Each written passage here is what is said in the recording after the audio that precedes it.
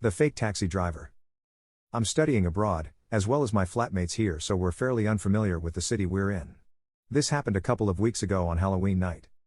We'd gone out to some parties that night, and had been drinking pretty consistently throughout. At about 4 a.m., we finally decided to make our way back home. We're three just turned 20 girls in short dresses, and while my two flatmates were still fairly drunk, I'd sobered up enough. Halloween is always a pretty sociable night, and we'd ended up meeting and joining various parties throughout, so at this point we found ourselves about a 50-minute walk away from our flat in an area we barely knew. Fittingly, it was very quiet out and foggy as hell. I remember commenting to my friend how it felt like that shot in The Exorcist. We walked through empty back streets for a few minutes, eventually reaching a main road. Being the most sober of the lot, I was basically hurting the others, despite being equally as exhausted, thus not at the top of my game. After a few minutes of barely any cars passing, and what taxis we did see, they were occupied, my friend finally flagged one. UK taxis tend to be black cabs, so they're easy to distinguish.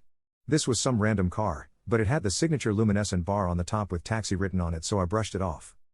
The driver put down the window and gruffly asked us where we were going. We replied with our address.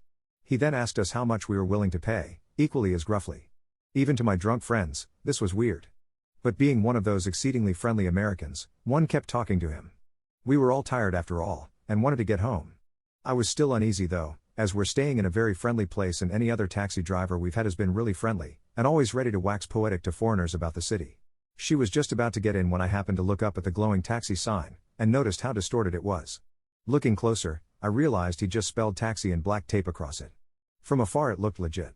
Plus, if you're driving around at night time on weekends, you don't expect your clientele to pay too much attention to this sort of thing. I quickly grabbed her arm and pulled her away, telling her to look at his sign.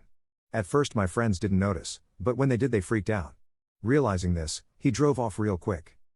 An actual black cab passed not long after this, so we got home safely, but we were pretty shaken. Due to the money question, he was probably just a dude trying to extort more cash out of drunk people with a fake taxi, which is still illegal, but it could have been more sinister. We're young women after all, and you learn to be wary of almost any guy if you're alone late at night. I'm just so relieved I happened to look closer, though I have no idea why I did. So, fake taxi driver on Halloween, let's not meet again.